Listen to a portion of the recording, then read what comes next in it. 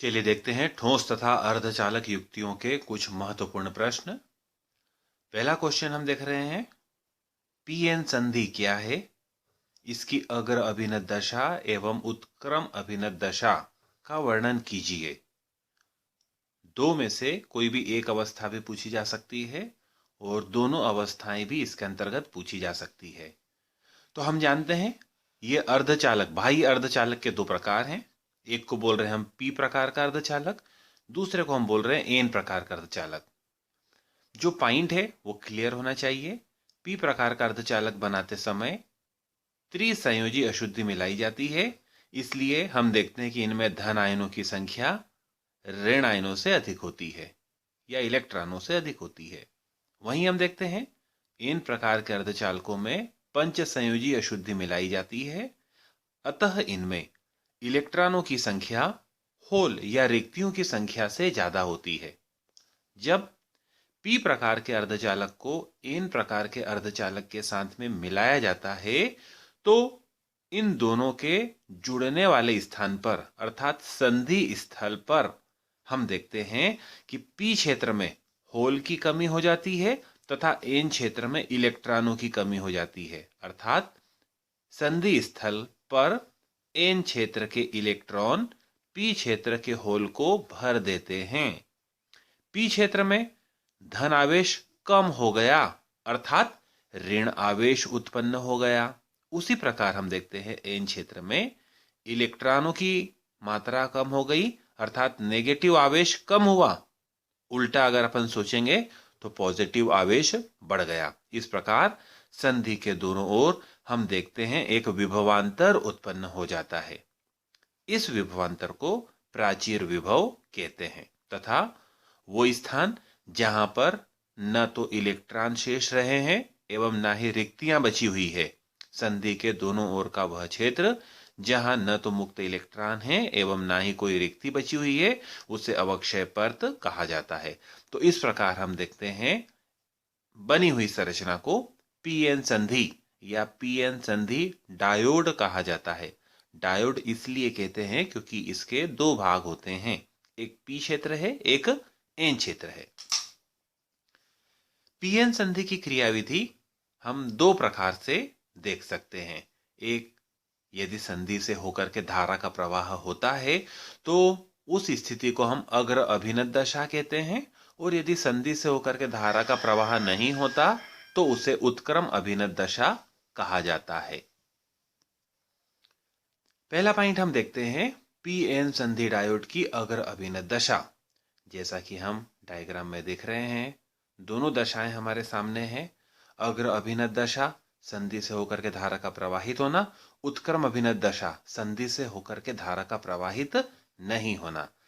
जब पीएन संधि से धारा को प्रवाहित करना होता है तो पीएन संधि डायोड के पी क्षेत्र को हम बाह्य स्रोत में बैटरी के पॉजिटिव पोल से जोड़ देते हैं। धन सिरे से पी क्षेत्र को जोड़ दिया तो क्या होगा, पी क्षेत्र के जो होल हैं धन सिरे, बैटरी बी के धन सिरे से प्रतिकर्षित होकर के संधि की तरफ गति करेंगे।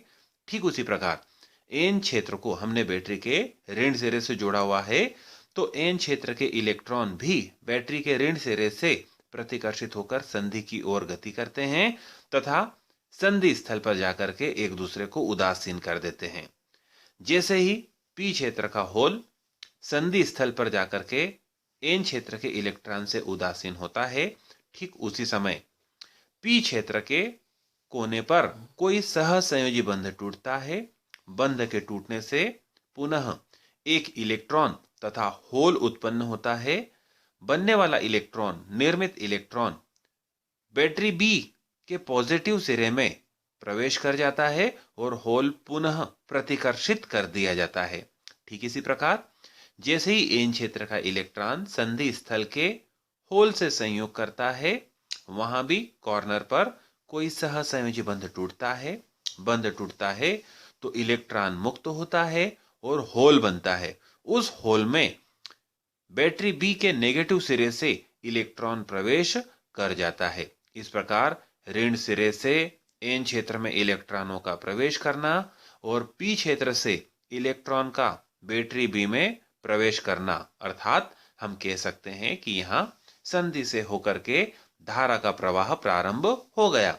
इलेक्ट्रॉन के विपरीत दिशा में धारा मानी गई है, तो हम देखते हैं कि धन आवेश की अर्थात रिक्तियों की दिशा में पीएन संधि से धारा प्रवाहित होती है। इस धारा का मापन परिपथ में लगे मिली अमीटर के द्वारा ज्ञात किया जा सकता है। इसकी विपरीत प्रतिक्रिया या विपरीत अभिक्रिया को उत्क्रम अभिनत दशा कहा जाता है। यहां पूरा हम सर्किट को उलट देते हैं। पी क्षेत्र को बैटरी के नेगेटिव पोल से, एन क्षेत्र को बैटरी के पॉजिटिव पोल से जोड़ देते हैं, तो पी क्षेत्र में होल होते हैं, रिक्तियां होती हैं, और बैटरी बी के ऋण सिरे की ओर आकर्षित हो जाती है। साथ ही एन क्षेत्र के इलेक्ट्रॉन हम देखते हैं कि बैटरी बी के धन सिरे की ओर आकर्षित हो जाते हैं। फलस्वरूप संधि से होकर के किसी प्रकार के आवेश का प्रवाह नहीं होता, अर्थात किसी प्रकार की धारा संधि से होकर के प्रवाहित नहीं होती। किंतु ऊष्मीय विक्षोभ के कारण पी क्षेत्र में कुछ इलेक्ट्रॉन भी पाए जाते हैं तथा एन क्षेत्र में कुछ रिक्तियां या होल भी पाए जाते हैं। पी क्षेत्र के ये इलेक्ट्रॉन नेगेटिव सिरे से प्रतिकर्षित होते हैं। इसी प्रकार एन क्षेत्र के होल भी बैटरी बी के पॉजिटिव पोल से प्रतिकर्षित होते हैं और संधि की ओर गति करते हैं। इस प्रकार अल्प इलेक्ट्रॉन एवं अल्प होल के कारण इस दशा में भी पीएन संधि डायोड से होकर अल्प धारा प्रवाहित होती है, जिसे माइक्रो कोटि की धारा कहा जाता है, तथा इसका मान ज्ञात करने के लिए परिपथ में माइक्रो अमीटर लगाया जाता है। साधारण तौर पर हम कह सकते हैं अग्र अभिनत दशा वह दशा है जिसमें संधि से होकर के धारा प्रवाहित होती है। उत्क्रम अभिनत दशा वह दशा है जिसमें संधि से होकर के प्रायः धारा प्रवाहित नहीं होती। दिष्टकारी पीएन संधि डायोड अर्ध तरंग दिष्टकारी के रूप में। अर्ध तरंग दिष्टकारी या दिष्टकारी, सबसे पहले हमें डेफिनेशन देना पड़ेगी। दिष्टकारी या रेक्टिफायर वह युक्ति है जो प्रत्यावर्ती धारा को दिष्ट धारा में परिवर्तित करता है। अर्ध तरंग दिष्टकारी प्रत्यावर्ती धारा के आधे चक्र या आधे भाग को ही दिष्ट धारा में परिवर्तित करता है, आधे भाग को दिष्ट धारा में परिवर्तित नहीं करता। इस युक्ति को अर्ध तरंग दिष्टकारी कहा जाता है। अर्ध तरंग दिष्टकारी के रूप में पीएन संधि डायोड की संरचना या परिपथ हम डायग्राम में देख रहे हैं। यहां पर प्रत्यावर्ती धारा स्रोत है जो निवेशी सिग्नल के रूप में या इनपुट के रूप में कार्य करता है। ट्रांसफार्मर की प्राथमिक कुंडली, ट्रांसफार्मर की द्वितीयक कुंडली। हम जानते हैं प्रत्यावर्ती धारा स्रोत को ट्रांसफार्मर की प्राथमिक कुंडली के साथ में हमने जोड़ा हुआ है। अन्योन्य प्रेरण के द्वारा द्वितीय कुंडली में हम देखेंगे कि धारा प्रेरित हो जाती है। द्वितीय कुंडली के साथ हमने एक डायोड पीएन संधि डायोड को लगाया हुआ है और नीचे की ओर हम देख रहे हैं एक उच्च प्रतिरोध आर लगाया हुआ है, जिसके दोनों सिरों से हम आउटपुट या निर्गत वोल्टता को प्राप्त करते हैं। निवेशी सिग्नल लगाने पर हम देखते हैं अन्योन्य प्रेरण के कारण ट्रांसफार्मर की द्वितीय कुंडली में प्रेरित धारा बहने लगती है। माना किसी क्षण द्वितीय कुंडली का ऊपरी सिरा पॉजिटिव सिरे के रूप में कार्य कर रहा है, तो निचला सिरा नेगेटिव सिरे के रूप में होगा। क्योंकि ऊपर का सिरा पॉजिटिव है और उसके साथ डायोड जुड़ा हुआ है, तो हम बोल सकते हैं कि डायोड अग्र अभिनत में होगा। अग्र अभिनत में होगा तो उससे धारा प्रवाहित होगी। फलस्वरूप हम देखेंगे कि प्रतिरोध के दूसरे किनारे पर धन आवेश के कारण धारा आ रही है और नीचे वाला सिरा ऋण आवेश है, अर्थात प्रतिरोध के दोनों सिरों पर हमें निर्गत वोल्टता प्राप्त हो रही है। अर्थात प्रत्यावर्ती धारा के धनात्मक अर्ध चक्र में डायोड के अग्र अभिनत दशा में होने के कारण लोड या प्रतिरोध आर के सिरों से हमें आउटपुट प्राप्त हो गया। अब यह आउटपुट हम देख रहे हैं प्राप्त हो गया, यह पॉजिटिव चक्र था और हमें आउटपुट प्राप्त हो गया। अब हम देखते हैं प्रत्यावर्ती धारा का द्वितीय अर्ध चक्र जो कि ऋणात्मक होता है, अर्थात द्वितीय कुंडली का ऊपरी सिरा अब किसी क्षण हम देख रहे हैं कि नेगेटिव हो गया। पहले पॉजिटिव था तो डायोड अग्र अभिनत दशा में काम कर रहा था, अब नेगेटिव हो गया तो डायोड उत्क्रम अभिनत दशा में काम करेगा, अर्थात इससे होकर के धारा का प्रवाह नहीं होगा। जब डायोड से होकर के धारा का प्रवाह नहीं हो रहा है तो हम देखते हैं कि प्रतिरोध R के सिरों के मध्य आउटपुट या निर्गत वोल्टता हमें प्राप्त नहीं होती है। अर्थात पॉजिटिव चक्र में तो आउटपुट मिला, लेकिन नेगेटिव चक्र में हमें कोई आउटपुट यहां पर नहीं मिला। इसे अर्ध तरंगदिष्टकारी कहा जाता है। गत वर्ष का आया हुआ क्वेश्चन, अगला क्वेश्चन हमारा, पीएन संधि डायोड पूर्ण तरंगदिष्टकारी के रूप में। दोनों परिपथ को ध्यान से देखते हैं तो यहां पर भी ट्रांसफार्मर है। प्राथमिक कुंडली से हमने निवेशी सिग्नल प्रत्यावर्ती धारा स्रोत को जोड़ा हुआ है और द्वितीय कुंडली से हमने यहां पर दोनों सिरों पर एक एक डायोड जोड़ दिए हैं, D1 और D2। हम जानते हैं प्रत्यावर्ती धारा के प्रथम अर्धचक्र में या धनात्मक अर्धचक्र में माना कि ट्रांसफार्मर की द्वितीय कुंडली का ऊपरी सिरा पॉजिटिव है तो डायोड D1 हम देखेंगे अगर अभिनत दशा में होगा और डायोड D1 अगर अभिनत दिशा में होगा तो R लोड जिसे हम कहते हैं उसके दोनों सिरों से हमें आउटपुट प्राप्त होगा। वहीं हम देखते हैं प्रत्यावर्ती धारा के द्वितीय अर्धचक्र में ऊपर वाला सिरा नेगेटिव, वहीं नीचे वाला सिरा पॉजिटिव हो जाता है तो ऊपर वाला डायोड D1 उत्क्रम अभिनत दशा में आ जाएगा, किंतु दूसरा डायोड D2 अग्र अभिनत दशा में आ जाता है। फलस्वरूप वापस से हम देखते हैं कि लोड के दोनों सिरों के मध्य निर्गत वोल्टता प्राप्त होती है। अर्थात प्रत्यावर्ती धारा का आधा चक्र एक डायोड ने दिष्ट धारा में परिवर्तित कर दिया, वहीं प्रत्यावर्ती धारा को जो ऋणात्मक अर्धचक्र था, द्वितीय अर्धचक्र था, उसे दूसरे डायोड D2 ने हम देखते हैं दिष्ट धारा में परिवर्तित कर दिया। अर्थात यह वह युक्ति है जिसमें प्रत्यावर्ती धारा के धनात्मक और ऋणात्मक दोनों ही अर्धचक्रों को दिष्ट धारा में परिवर्तित कर दिया जाता है। अतः इसे पूर्ण तरंगदिष्टकारी कहा जाता है। देखिए, हम जानते हैं ट्रांजिस्टर दो प्रकार के होते हैं। एक ट्रांजिस्टर को हम पीएनपी ट्रांजिस्टर कहते हैं, दूसरे ट्रांजिस्टर को एनपीएन ट्रांजिस्टर कहते हैं। दोनों का संकेत एक जैसा है। अगर एरो अंदर की तरफ लग रहा है उत्सर्जक से आधार की तरफ तो उसे हम पीएनपी बोलेंगे, और उल्टी दिशा है आधार से उत्सर्जक की ओर तो उसे हम एनपीएन ट्रांजिस्टर कहते हैं। दोनों में हम देख रहे हैं उत्सर्जक को हमने कॉमन रखा हुआ है, कॉमन यानी आधार के साथ में भी जोड़ा हुआ है और कलेक्टर संग्राहक के साथ भी हमने जोड़ा हुआ है। इसलिए इस परिपथ को सीई परिपथ, कॉमन इमीटर या उभयनिष्ठ उत्सर्जक परिपथ कहा जाता है। तो अगले क्वेश्चन अपने बन रहे हैं, पीएनपी ट्रांजिस्टर की उभयनिष्ठ उत्सर्जक परिपथ के रूप में कार्यविधि समझाइए, या एनपीएन ट्रांजिस्टर की उभयनिष्ठ उत्सर्जक परिपथ के रूप में कार्यविधि समझाइए। पॉइंट हमें ध्यान में रखना होगा कि ट्रांजिस्टर चाहे कोई सा भी हो, पीएनपी हो या एनपी हो, उत्सर्जक आधार संधि को हमेशा अग्र अभिनत दशा में रखा जाता है तथा आधार संग्राहक संधि को हमेशा उत्क्रम अभिनत दशा में रखा जाता है।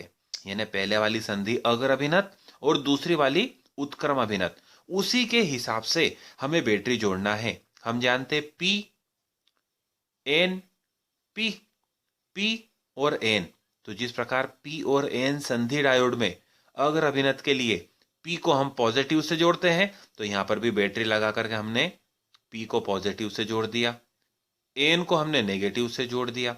बीच में आधार धारा का मान कम होता है, माइक्रो अमीटर अपन ने यहां पर लगा दिया। उसी प्रकार आधार संग्राहक संधि को उत्क्रम अभिनत दशा में रखा जाता है। तो फिर देखते अपन पी एन और पी में क्या है, होल, होल अंदर नहीं आना चाहिए उत्क्रम अभिनत दशा के लिए। तो होल को आकर्षित करने के लिए देखिए बैटरी के नेगेटिव पोल से अपन ने इसे कनेक्ट कर दिया। धारा का मान ज्यादा होता है तो यहां अपन ने मिली अमीटर लगा दिया। अब हम कार्यविधि देखते हैं कि जैसे ही उत्सर्जक को हमने बैटरी के पॉजिटिव पोल से जोड़ा, उत्सर्जक के होल आधार से होते हुए संग्राहक की ओर प्रतिकर्षित हुए। आधार पतला होता है, बैटरी के नेगेटिव पोल से जुड़ा हुआ है, तो कुल छिद्रों के 2 से 5% छिद्रों में यहां से इलेक्ट्रॉन होलों में भर दिए जाते हैं। फलस्वरूप आईबी आधार धारा बहने लगती है। बाकी सारे होल प्रतिकर्षित होकर के संग्राहक सी में प्रवेश करते हैं। संग्राहक सी बैटरी के ऋण सिरे से जुड़ा होता है, अतः कॉर्नर पर एक एक करके इलेक्ट्रॉन उन होलों को भरते हैं।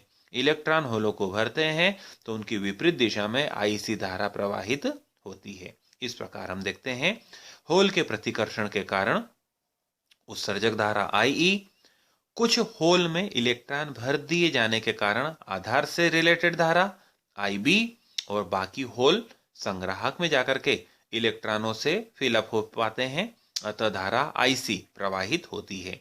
इस प्रकार किरचॉफ के नियम के हिसाब से हम देखें Ie धारा आ रही है और Ib और Ic धारा जा रही है, अर्थात Ie धारा का मान Ib और Ic धारा के योग के तुल्य होता है। ध्यान देने योग्य बात है, आधार पतला है, कुल होल का 2 से 5% भाग ही यहाँ पर हम देख रहे हैं इलेक्ट्रॉनों से भर पाया है, अर्थात Ib का मान अत्यंत कम होता है। तो पॉइंट हमारे सामने आ गया कि Ie उत्सर्जक धारा का मान लगभग Ic संग्राहक धारा के मान के तुल्य होता है। यही पीएनपी ट्रांजिस्टर की क्रियाविधि है। ठीक इसी कार्यविधि को हम थोड़ा सा विपरीत तरीके से लेंगे तो एनपीएन ट्रांजिस्टर की कार्यविधि हमारे सामने आ जाएगी। यहां पर भी हम देख रहे हैं उत्सर्जक आधार संधि को अग्र अभिनत में रखा हुआ है। उत्सर्जक काय का बना हुआ है? एन का। एन में क्या होते हैं? इलेक्ट्रॉन।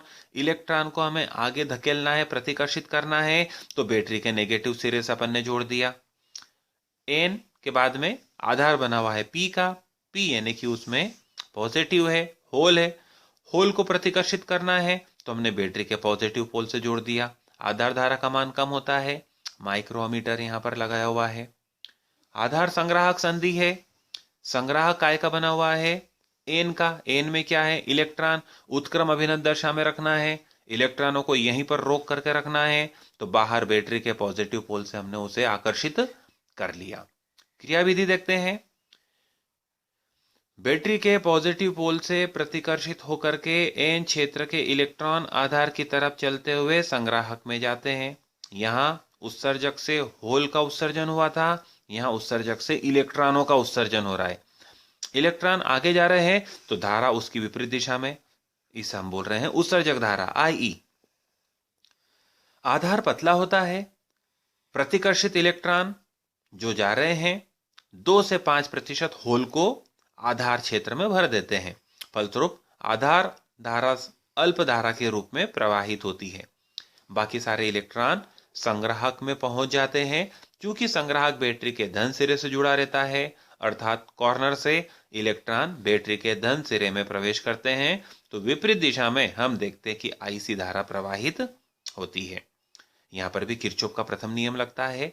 हम देख रहे हैं Ic और Ib धारा आ रही है और मिल करके Ie धारा को निर्मित कर रही है, अर्थात Ie धारा उत्सर्जक धारा का मान आधार धारा Ib तथा संग्राहक धारा Ic के योग के बराबर होता है। आधार पतला होता है, अतः Ib का मान अत्यंत कम होता है। फलस्वरूप यहां पर भी हम बोल सकते हैं Ie धारा का मान लगभग Ic धारा के इक्वल होता है, बराबर होता है। दोनों क्वेश्चन महत्वपूर्ण है।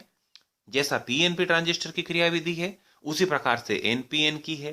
पीएनपी में होल का प्रतिकर्षण होता है, एनपीएन में इलेक्ट्रॉन होते हैं, इलेक्ट्रॉन प्रतिकर्षित होते हैं और आगे की क्रिया संपन्न होती है। अगला क्वेश्चन हम देख रहे हैं पीएनपी ट्रांजिस्टर का प्रवर्धक के रूप में अनुप्रयोग। सबसे पहले हमें प्रवर्धक की परिभाषा बतलाना पड़ेगी। प्रवर्धक वह युक्ति है जो दुर्बल प्रत्यावर्ती धारा को प्रबल प्रत्यावर्ती धारा में परिवर्तित कर देता है या कम वोल्टेज को अधिक वोल्टेज में परिवर्तित कर देता है। उस युक्ति को प्रवर्धक या एम्पलीफायर कहा जाता है। ये निवेशी सिग्नल है और ये हम देख रहे हैं निर्गत सिग्नल है। तो निवेशी सिग्नल, निर्गत सिग्नल, सबसे पहले हम पॉइंट देखें। निवेशी सिग्नल के धनात्मक चक्र में निर्गत सिग्नल ऋणात्मक प्राप्त होता है। धनात्मक के सापेक्ष ऋणात्मक और ऋणात्मक के सापेक्ष धनात्मक। तो इसके लिए हम शब्द का उपयोग करते हैं। निवेशी सिग्नल तथा निर्गत सिग्नल में 180 डिग्री का कलांतर होता है। CE विधा में जब हमने इमीटर को कॉमन रखा हुआ है। देखिए वो का वही परिपथ अभी हमने बनाया जैसा कि ऊपर हमने देखा था सामान्य क्रियाविधि के अंतर्गत। यहां पर हमें ध्यान रखना है कि जो निवेशी सिग्नल होता है, प्रत्यावर्ती धारा का स्रोत जो होता है, उसे उत्सर्जक और आधार के बीच में लगाते हैं। उत्सर्जक और आधार परिपथ में हमने निवेशी सिग्नल को लगाया। ठीक इसी प्रकार उत्सर्जक और संग्राहक परिपथ में हम आउटपुट प्राप्त करते हैं। अब यहां पर हम क्रियाविधि देखते हैं। पॉइंट वही है, हमने ट्रांजिस्टर की साधारण संरचना के अनुरूप ही उत्सर्जक आधार संधि को अग्र अभिनत में और आधार संग्राहक संधि को उत्क्रम अभिनत में रखा हुआ है। अर्थात ये अग्र अभिनत दशा हो गई और ये उत्क्रम अभिनत दशा हो गई। एरो अंदर की तरफ लगा हुआ है, अर्थात पीएनपी ट्रांजिस्टर है। अब हम देखते हैं कि उत्सर्जक क्षेत्र पी का बना हुआ है। पी अर्थात होल है। पॉजिटिव पोल से होलों का प्रतिकर्षण होना है। लेकिन प्रत्यावर्ती धारा का प्रथम अर्धचक्र कैसा है? धनात्मक है। तो हम बोलते हैं आधार अधिक धनात्मक हो गया। देखिए ध्यान से, यहां पर प्रत्यावर्ती धारा स्रोत लगाया हुआ है। आधार कैसा होना चाहिए था? बैटरी के कारण नेगेटिव, लेकिन अब नेगेटिव का प्रभाव कम और निवेशी सिग्नल के पॉजिटिव का प्रभाव ज्यादा। जब उत्सर्जक के सापेक्ष आधार अधिक धनात्मक हो गया तो हम देखते हैं होल प्रतिकर्षित होकर के संग्राहक तक नहीं जा पाते हैं। अगर होल यहां पर पहुंचते तो नीचे से इलेक्ट्रॉन अंदर आते। अब ये इलेक्ट्रॉन आ ही नहीं रहे हैं, तो हम देखते हैं कि उत्सर्जक अधिक ऋणात्मक हो गया। इलेक्ट्रॉन खत्म नहीं हुए। अगर सब होल यहां आ जाते तो इलेक्ट्रॉन उनको भर देते, तो इलेक्ट्रॉनों का प्रभाव कम हो जाता, लेकिन ऐसा यहां नहीं हुआ। फलस्वरूप हम देख रहे हैं कि जो संग्राहक है वो बैटरी VCE के ऋण सिरे से जुड़ा होता है, अतः अधिक ऋणी हो जाता है एवं ऋणात्मक निर्गत सिग्नल प्राप्त होते हैं। साथ ही हम देखते हैं कि जो संग्राहक वोल्टेज है उस संग्राहक वोल्टेज का मान VCE minus IC into R के द्वारा निर्धारित होता है।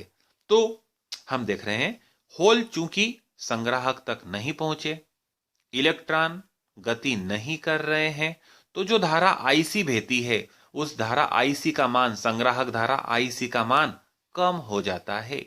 जब संग्राहक धारा IC का मान कम हो जाता है तो VC का मान बढ़ जाता है। संग्राहक वोल्टेज बढ़ गया क्योंकि इसमें से IC कम चीज है जो घट रही है, IC का मान कम है तो VC का मान बढ़ जाता है। क्योंकि संग्राहक बैटरी VCE के नेगेटिव सिरे से जुड़ा होता है, अतः संग्राहक अधिक ऋणी हो जाता है और हमें ऋणात्मक निर्गत सिग्नल प्राप्त होता है। अब प्रत्यावर्ती धारा का द्वितीय अर्धचक्र देखते हैं। नेगेटिव, हम देख रहे हैं आधार नेगेटिव था और अब प्रत्यावर्ती धारा भी नेगेटिव हो गई, तो हम बोलते हैं कि आधार अधिक ऋणी हो गया। जब आधार अधिक ऋणी हो गया है तो उत्सर्जक क्षेत्र के होल बैटरी VBE के धन सिरे से प्रतिकर्षित होते हैं और सीधे संग्राहक तक पहुंचते हैं। जब संग्राहक में होल पहुंचते हैं तो हम देखते हैं कि बैटरी VCE के नेगेटिव सिरे से एक एक करके इलेक्ट्रॉन उसमें प्रवेश करते हैं। जब इलेक्ट्रॉन प्रवेश करते हैं तो IC का मान बढ़ जाता है। जब IC का मान बढ़ जाता है तो समीकरण हमारे सामने है, VC बराबरी पर VCE minus IC into R। IC का मान बढ़ गया तो हम देखते हैं कि संग्राहक वोल्टेज का मान कम हो जाता है। बड़ी चीज घटेगी तो VC का मान कम हो जाएगा। साथ ही हम बोलेंगे कि बहुत सारे होल यहाँ आ गए, बहुत सारे इलेक्ट्रॉन यहाँ के खत्म हो गए, यानी नेगेटिव कम हो गया, तो हम बोलते हैं कि चूंकि संग्राहक बैटरी VCE के ऋण सिरे से जुड़ा होता है अतः संग्राहक कम ऋणी हो जाता है। कम ऋणी के लिए दूसरा शब्द हम यूज करते हैं धनात्मक हो जाता है, अतः धनात्मक निर्गत सिग्नल प्राप्त होता है। महत्वपूर्ण प्रश्न है, PNP ट्रांजिस्टर का उभयनिष्ठ उत्सर्जक परिपथ के रूप में हमें प्रवर्धक की भांति अनुप्रयोग प्रदर्शित करना है। जिस प्रकार से हमने PNP ट्रांजिस्टर देखा, देखिए एरो की डायरेक्शन बदल चुकी है, अर्थात ये NPN ट्रांजिस्टर है।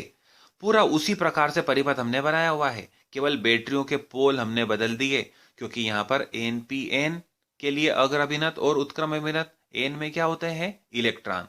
इलेक्ट्रॉनों को प्रतिकर्षित करने के लिए नेगेटिव पोल, और यहां इलेक्ट्रॉनों को आकर्षित करना है उत्क्रम अभिनत के लिए, तो यहां पर अपन ने पॉजिटिव पोल यहां पर हमने लगा दिया। क्रियाविधि हम देखते हैं। निवेशी सिग्नल का प्रथम चक्र धनात्मक होता है। आधार को हम देख रहे हैं कि धन से जोड़ा हुआ है। एन क्षेत्र के इलेक्ट्रॉनों को यहां से प्रतिकर्षित किया बैटरी VBE के नेगेटिव सिरे ने। इलेक्ट्रॉन प्रतिकर्षित होकर के हम देखेंगे कि संग्राहक में जाएंगे, और निवेशी सिग्नल का प्रथम अर्धचक्र धनात्मक है। शब्द हम बोलेंगे आधार उत्सर्जक के सापेक्ष अधिक धनात्मक हो जाता है। दोनों एक जैसे हो गए, ये पॉजिटिव तो ये भी पॉजिटिव, धनात्मक हो जाता है। फलस्वरूप अधिक इलेक्ट्रॉन संग्राहक में पहुंचते हैं। जैसे ही संग्राहक में इलेक्ट्रॉन पहुंचते हैं, हम देख रहे हैं संग्राहक बैटरी VCE के पॉजिटिव पोल से जुड़ा हुआ है, तो एक एक इलेक्ट्रॉन निकल करके बैटरी में चले जाते हैं। जितने इलेक्ट्रॉन पहुंचे सब चल जाते हैं, तो IC धारा का मान बढ़ जाता है। जब इस IC धारा का मान बढ़ जाता है, तो समीकरण VC बराबरी पर VCE minus IC into R के हिसाब से IC का मान बढ़ गया, तो VC का मान कम हो जाता है। बड़ी चीज घटेगी, IC बढ़ गई। घटाना है अपने को कि 100 में से 90 घटाना है, तो 10 ही बचा। 100 में से 10 घटता तो 90 बचता, तो IC का मान बढ़ जाता है, तो VC का मान कम हो जाता है। चूंकि संग्राहक बैटरी VCE के पॉजिटिव पोल से जुड़ा हुआ है, और पॉजिटिव पोल इलेक्ट्रॉनों ने जाकर के धन का मान क्या कर दिया? कम कर दिया है, तो हम देखते कि कम धनात्मक हो जाता है। चूंकि संग्राहक बैटरी VCE के धन सिरे से जुड़ा हुआ है, अतः हम देखते हैं कि संग्राहक कम धनात्मक, दूसरे शब्दों का उपयोग करें, ऋणात्मक हो जाता है। निर्गत सिग्नल ऋणात्मक हमें प्राप्त होता है। प्रत्यावर्ती धारा का द्वितीय अर्धचक्र देखते हैं। नेगेटिव अर्धचक्र है। आधार हम देख रहे थे पॉजिटिव था, और अब हम देख रहे हैं कि आधार कैसा हो गया? नेगेटिव हो गया। कम धनी नेगेटिव हो गया। जब नेगेटिव हो गया, तो एन क्षेत्र के इलेक्ट्रॉन प्रतिकर्षित होकर के संग्राहक क्षेत्र में नहीं पहुंचे। जब संग्राहक क्षेत्र में नहीं पहुंचे, तो संग्राहक बैटरी के पॉजिटिव सिरे से जुड़ा हुआ है। इलेक्ट्रॉन बैटरी में प्रवेश नहीं कर पाए, IC का मान कम हो गया। सूत्र देखते हैं, IC का मान कम हो गया तो VC का मान बढ़ गया। VC का मान बढ़ गया, संग्राहक वोल्टेज बढ़ गया। साथ ही हम देख रहे हैं कि इलेक्ट्रॉन इधर नहीं पहुंचे, तो हम बोल रहे हैं कि संग्राहक बैटरी के कारण, VCE बैटरी के कारण अधिक धनात्मक हो गया। पॉजिटिव खत्म नहीं हुआ, इलेक्ट्रॉन आ रहे थे तो पॉजिटिव आवेश खत्म हो रहा था। चूंकि संग्राहक बैटरी VCE के धन सिरे से जुड़ा होता है, अतः निर्गत सिग्नल धनात्मक प्राप्त होता है। इस प्रकार ये NPN ट्रांजिस्टर की क्रियाविधि। देखिए, ट्रांजिस्टर कोई से भी आए, PNP आए CE विधा में, या NPN आए, 4 पॉइंट हमें नीचे डिटेल करना पड़ेंगे, देना पड़ेंगे। ये पॉइंट होते हैं, देखिए, पहला पॉइंट हमने बताया धारा लाभ बीटा बराबरी पर डेल्टा IC अपान डेल्टा IB। IC संग्राहक धारा में परिवर्तन, डेल्टा परिवर्तन के लिए संग्राहक धारा में परिवर्तन तथा आधार धारा में परिवर्तन के अनुपात को धारा लाभ बीटा कहते हैं, जब संग्राहक वोल्टेज नियत हो। तो ये परिभाषा लिखेंगे और ये सूत्र देंगे। इसी प्रकार प्रतिरोध लाभ, निर्गत प्रतिरोध तथा निवेशी प्रतिरोध के अनुपात को प्रतिरोध लाभ कहा जाता है। इसी प्रकार हम देख रहे हैं वोल्टेज लाभ, संग्राहक वोल्टेज में परिवर्तन तथा आधार वोल्टेज में परिवर्तन के अनुपात को वोल्टेज लाभ कहते हैं। हम जानते V बराबरी पर IR होता है, तो डेल्टा VC की जगह IR के रूप में अपन ने डाल दिया डेल्टा IC, संग्राहक धारा में परिवर्तन, और R आउट निर्गत वोल्टेज। इसी प्रकार डेल्टा IB इंटू R इन, ये हमने मान रख दिया डेल्टा VB का। ऊपर की कंडीशन अगर अपन देखते हैं, धारा लाभ का क्या सूत्र बनाया था हमने? IC अपान IB, डेल्टा IC अपान डेल्टा IB। तो देखिए, डेल्टा IC अपान डेल्टा IB की जगह हमने बीटा लिख दिया। उसी प्रकार R आउट अपान R इन का फार्मूला अपन ने बनाया हुआ है प्रतिरोध लाभ, AR लिख दिया। तो वोल्टेज लाभ AV का मान बराबरी पर हो गया, इसकी जगह पर बीटा, इसकी जगह पर AR, तो बीटा इंटू AR महत्वपूर्ण फार्मूला है। फिर चौथा पॉइंट अपन देते हैं यहां पर शक्ति लाभ। निर्गत शक्ति में परिवर्तन तथा निवेशी शक्ति में परिवर्तन के अनुपात को CE विधा में शक्ति लाभ कहा जाता है। शक्ति यानी पावर, और पावर का फार्मूला होता है I²R। तो अपन ने यहां पर निर्गत शक्ति delta IC² into are out और निवेशी शक्ति delta IB² into are in का फार्मूला लगाया। तो डेल्टा IC अपान डेल्टा IB अपन जानते बीटा है, दोनों का स्क्वायर है तो बीटा का स्क्वायर हो गया, और R out upon R in को AR बोल रहे हैं, प्रतिरोध लाभ बोल रहे हैं, तो दोनों की जगह पर हमने AR को यहां पर लिख दिया। तो इस प्रकार से शक्ति लाभ AP बराबरी पर बीटा स्क्वायर इंटू AR। तो ये वे 4 पॉइंट हैं जो हमें ध्यान में रखना है। प्रवर्धक अगर प्रश्न आएगा तो वो साथ में ये भी पूछेगा कि धारा लाभ, प्रतिरोध लाभ, वोल्टेज लाभ या एवं शक्ति लाभ को परिभाषित कीजिए। तो हमें PNP और NPN दोनों के लिए इन चारों पॉइंटों को समान रूप से एक्सप्लेन करना होगा। अल्फा और बीटा में संबंध बड़ा महत्वपूर्ण प्रश्न है, 4-5 नंबर ये भी कवर कर सकता है।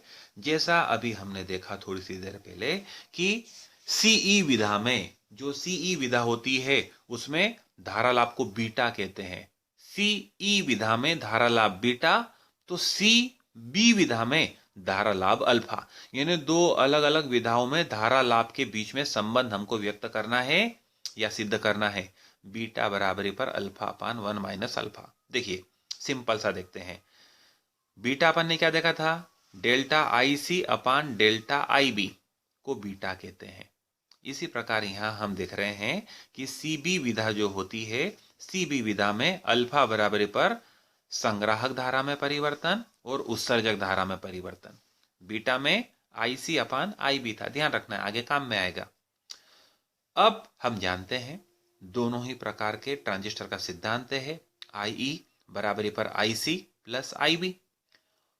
परिवर्तन के रूप में लिखते हैं तो डेल्टा IE बराबरी पर delta IC plus delta IB। पूरे में समीकरण में डेल्टा लगा दिया। पूरी समीकरण को देखिए, डेल्टा IC से भाग लगा दिया तो डेल्टा IE अपान डेल्टा IC, तो डेल्टा IC अपान डेल्टा IE अल्फा है, यहां उसका उल्टा है यानी कि ये 1 अपान अल्फा का मान हो गया। डेल्टा IC से डेल्टा IC कैंसिल हो जाएगा एक बार, और डेल्टा IB अपान डेल्टा IC, बीटा का मान अपन ने क्या पढ़ा हुआ है, डेल्टा IC अपान डेल्टा IB।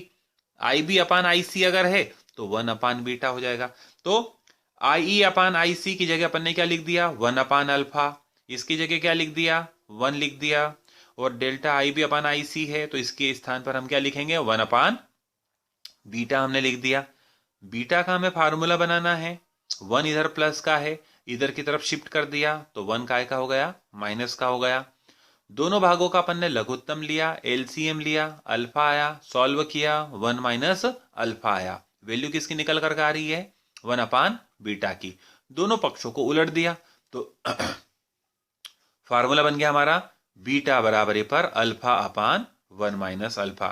यही अल्फा और बीटा में संबंध को व्यक्त करता है, अर्थात CB विधा में धारा लाभ और CE विधा में धारा लाभ के लिए यह रिलेशनशिप है, व्यंजक है। देखिए हमारे इस चैप्टर का सबसे अधिक महत्वपूर्ण प्रश्न, दोलित्र क्या है। NPN ट्रांजिस्टर का दोलित्र की भांति अनुप्रयोग प्रदर्शित कीजिए। तो महत्वपूर्ण प्रश्न है। सबसे पहले हमें दोलित्र या ऑसिलेटर की परिभाषा देना पड़ेगी कि दोलित्र वह इलेक्ट्रॉनिक युक्ति है जो उच्च आवृत्ति के स्थायी विद्युत दोलन उत्पन्न करता है। दोलित्र वह इलेक्ट्रॉनिक युक्ति है जो उच्च आवृत्ति के स्थायी विद्युत दोलन उत्पन्न करता है। दोलित्र की संरचना के 2 भाग होते हैं, एक LC परिपथ, L और C का बना हुआ जो परिपथ है ये LC परिपथ। L एक कुंडली है और C हम जानते हैं संधारित्र है। दूसरा NPN ट्रांजिस्टर प्रवर्धक के रूप में। यानी दो भाग हो गए, एक एलसी परिपथ और एक ट्रांजिस्टर। हम जानते हैं एलसी परिपथ में जब संधारित्र को कुंजी के दबा करके बैटरी के द्वारा आवेशित कर लिया जाता है तो एलसी परिपथ में विद्युत चुंबकीय दोलन उत्पन्न हो जाते हैं, जिनकी आवृत्ति 1/2 पाई अंडर रूट LC होती है। जानते हैं हम कि जो आवृत्ति होती है वो आवृत्ति 1/2 पाई अंडर रूट LC, जिसे हम अनुनादी आवृत्ति कहते हैं, यह होती है। तो एक भाग हो गया LC परिपथ और दूसरा भाग है हमारा ट्रांजिस्टर, NPN ट्रांजिस्टर। एरो बाहर की तरफ है, NPN ट्रांजिस्टर। उसी प्रकार से कि उत्सर्जक आधार संधि अग्र अभिनति में और आधार संग्राहक संधि उत्क्रम अभिनत में हो, इस प्रकार से हमने पूरा व्यवस्थित कर दिया। अब हम देखते हैं कार्यविधि के अंतर्गत, जैसे कुंजी K का प्लग हम दबाते हैं, संधारित्र C बैटरी VCE के द्वारा आवेशित हो जाता है, फलस्वरूप LC परिपथ में दोलन उत्पन्न हो जाते हैं।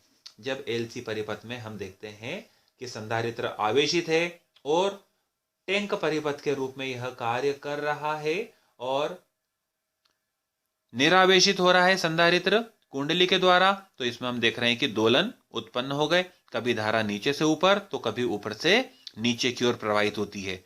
संधारित्र निरावेशित होता है, विपरीत दिशा में आवेशित होता है, पुनः निरावेशित होता है, तो यह प्रक्रिया निरंतर चलती रहती है। तो एलसी परिपथ में जो दोलन प्राप्त होते हैं, विद्युत दोलन प्राप्त होते हैं, उन दोलनों को कलेक्ट करने के लिए दो अन्य कुंडलियां हमने L1 के साथ में युग्मित कर दी, एक L2 एक L3। L2 यह निवेशी सिग्नल का कार्य करती है। L1 के विद्युत दोलनों को अन्योन्य प्रेरण के द्वारा ग्रहण करती है और हम देखते हैं कि आधार और उत्सर्जक के बीच में यह लगा देती है। इन्हें प्रवर्धक में जहां निवेशी सिग्नल लगाया था, ये L2 कुंडली हम देख रहे हैं निवेशी सिग्नल के स्रोत के रूप में कार्य कर रही है, क्योंकि यहां पर एनपीएन ट्रांजिस्टर प्रवर्धक की भांति कार्य कर रहा है, अर्थात निवेशी सिग्नल को बढ़ा रहा है। जब निवेशी सिग्नलों को हम देखते हैं यह बढ़ा देता है, तो बढ़े हुए सिग्नल एलसी परिपथ के दोनों ओर हमें प्राप्त होते हैं। अर्थात दूसरे शब्दों में हम बोल सकते हैं कि ई और सी के मध्य में हमें यहां पर बढ़ी हुई आवृत्ति के दोलन प्राप्त होते हैं। उन दोलनों में से पुनः एक भाग निवेशी सिग्नल के रूप में L2 में चला जाता है और L3 के रूप में हम देखते हैं उपयोगी कार्यों के लिए हमें विद्युत दोलन या ऊर्जा, या दूसरे शब्दों में हम बोल सकते हैं कि विद्युत दोलन प्राप्त हो जाते हैं। इस प्रकार दोलित्र निरंतर कार्य करता रहता है। एक बार हमने LC परिपथ के C को चार्ज कर दिया, विद्युत दोलन चालू हो गए और ये चालू हैं तो डबल काम कर रहे हैं। एक भाग इसका L3 के रूप में बाहर आता जा रहा है और एक भाग पुनर्निवेशन भाग के रूप में L2 के रूप में अंदर जा रहा है। देखिए यहां एक महत्वपूर्ण पॉइंट होता है। महत्वपूर्ण पॉइंट क्या है? जब L1 में धारा ऊपर से नीचे की ओर बहती है तो L2 में धारा नीचे से ऊपर बहती है, अर्थात 180 डिग्री का कलांतर हो गया। इसमें ऊपर से नीचे तो इसमें नीचे से ऊपर। फिर ये निवेशी सिग्नल जा रहा है अंदर, तो हमने देखा हुआ एनपीएन ट्रांजिस्टर के प्रवर्धक के रूप में कि प्रत्यावर्ती धारा का धनात्मक अर्ध चक्र होता है तो ऋणात्मक प्राप्त होता है, यानी 180 डिग्री का वहां फिर से अंतर हो जाता है। तो देखिए यहां 180 का अंतर हुआ और यहां से जब सिग्नल बाहर निकला तो फिर से 180 का अंतर हो गया, अर्थात यहां पर सिग्नलों में हमें किसी प्रकार का चेंज प्राप्त नहीं होता। हेड से टेल करा और इधर टेल से वापस क्या कर दिया, हेड कर दिया हमने। तो ये एक महत्वपूर्ण पॉइंट यहां पर दोलित्र में बन जाता है, जो हमें यहां पर ध्यान में रखना है कि L1 और L2 जब युग्मित है तो दोनों में हम देखते हैं कि 180 डिग्री का कलांतर है। CE परिपथ के रूप में हम देख रहे हैं कि ट्रांजिस्टर कार्य कर रहा है, तो यहां पर फिर हम देखते हैं कि 180 डिग्री का कलांतर उत्पन्न हो जाता है।